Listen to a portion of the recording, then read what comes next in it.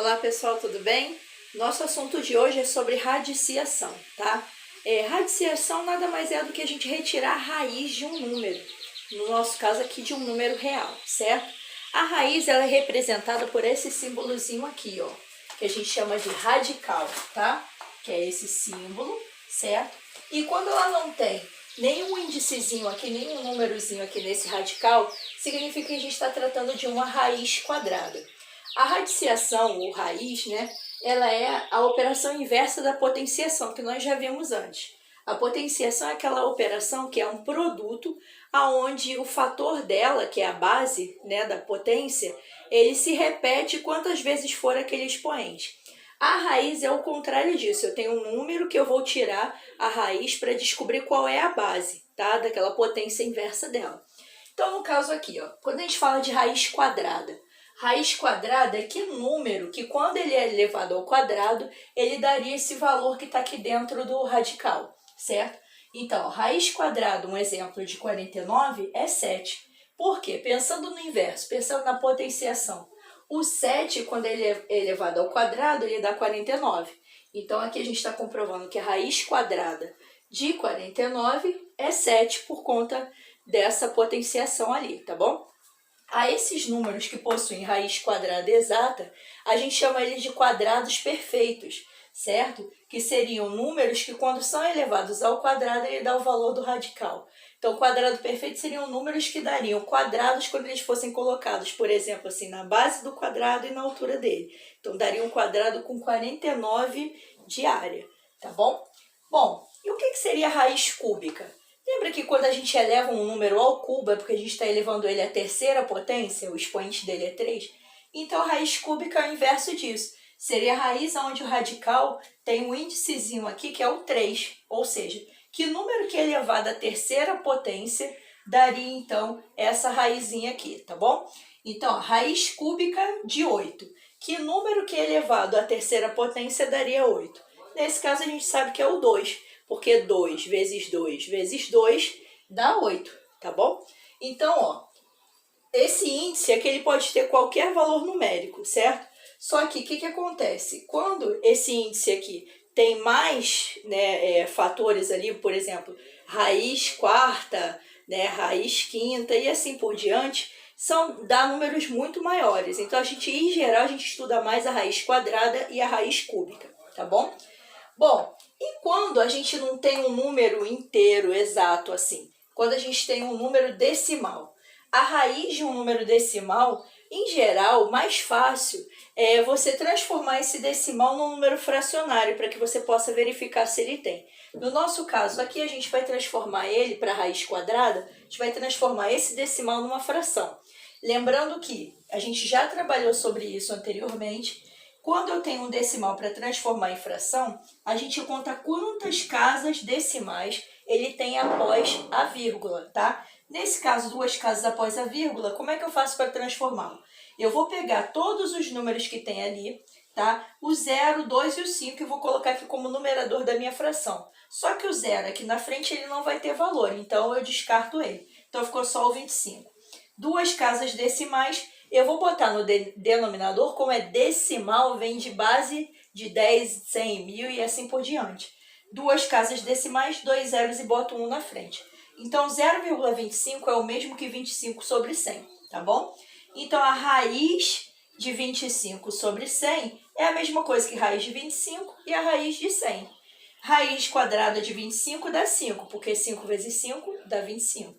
Raiz quadrada de 100 é 10, porque 10 vezes 10 dá 100. E aí a gente viu que como resposta dá 5 sobre 10. Só que 5 sobre 10, transformando novamente para decimal, é a mesma coisa que 0,5. Por quê? Eu vou repetir o número que está aqui no numerador da nossa fração e vou andar com a vírgula diminuindo o número quantos zeros eu tiver no denominador. Tem um zero, andei com a vírgula, uma casa. E aí botei um zerinho na frente para segurar a vírgula, tá bom? Então, decimal, sempre a gente faz a raiz quadrada dele desse sentido, tá? Lembrando uma coisa que a gente ainda não falou aqui. A raiz quadrada, ela só é possível com números positivos, tá? Nesse caso aqui, porque sempre eu vou ter como resposta um número positivo aqui dentro de uma raiz quadrada. Números negativos na matemática, no conjunto dos números reais, isso não é possível, isso é indeterminado. Por quê? Por exemplo, ó, se eu tenho 7 ao quadrado, 7 é positivo, vai dar 49. Mas e se eu tivesse menos 7 ao quadrado? Lembrando que sempre quando eu estou trabalhando com expoente, independente do número que está lá na base, se o expoente for par, sempre ele vai me dar como resultado um valor o quê? Positivo. Nós já vimos isso antes, né? Então, 7 ao quadrado vai me dar 49, mas menos 7 elevado ao quadrado, tudo, também vai me dar 49. Então, na raiz quadrada, eu não possuo raiz de números negativos, tá? Sempre uma raiz quadrada é porque ele vai ter um expoente 2 como inverso, né? Como operação inversa. Então, se o expoente é 2, ele é par, sempre ele vai me dar como resultado um valor positivo, tá bom? Já a raiz cúbica, não. A raiz cúbica, se eu tenho, por exemplo, menos 2 elevado ao cubo, eu vou ter o quê? Nesse caso aqui, ó, menos 2 dá menos vezes menos dá mais, e no caso, vezes menos de novo, eu vou ter menos 8. Aqui eu vou ter como ter uma raiz cúbica negativa, tá ok? Nesse caso ali, menos 8. Então, eu posso ter raiz cúbica, sim, de números negativos ou positivos, tanto faz, tá bom? Deixa eu apagar aqui para ficar bonitinho. E aí a gente vai agora à questão de quando eu tenho raiz de números que são muito grandes, tá?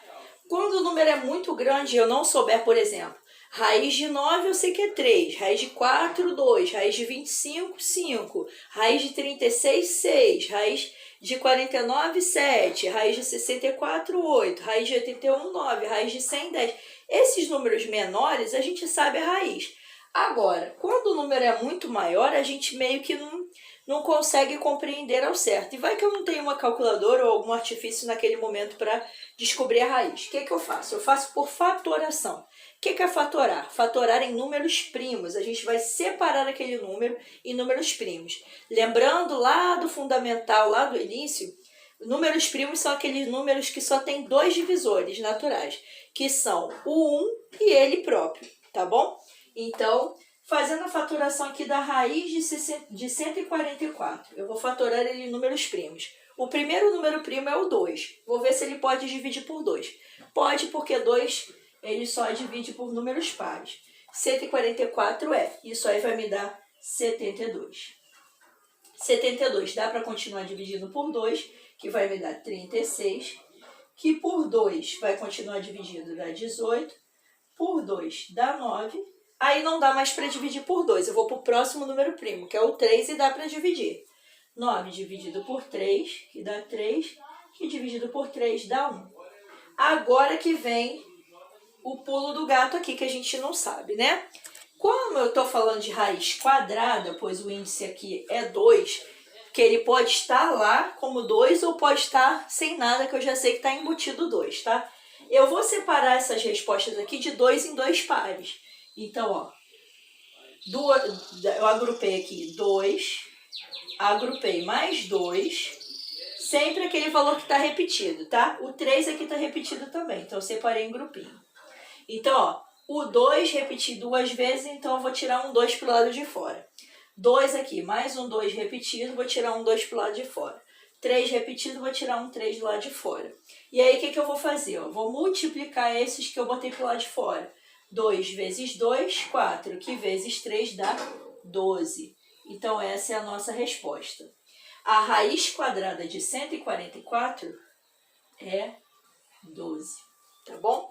E como a gente faz para a raiz cúbica? A mesma coisa, assim como qualquer outra raiz. Só que a diferença é que, em vez de a gente agrupar de 2 em 2, a gente agora aqui vai agrupar de 3 em 3, tá bom? Então, eu vou fazer a fatoração. 512 fatorando em números primos. Vamos lá. Por 2 dá 256. Dá para fazer ainda por 2, que dá 128. Continuando por 2, eu vou ter 64.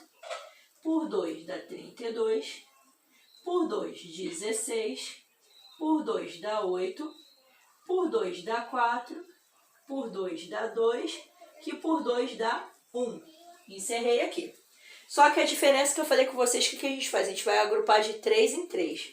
Então, ó, 3 grupinhos, aqui do número 2, eu tirei um 2 do lado de fora. Ó, grupinho de 3 aqui, tirei um 2 do lado de fora.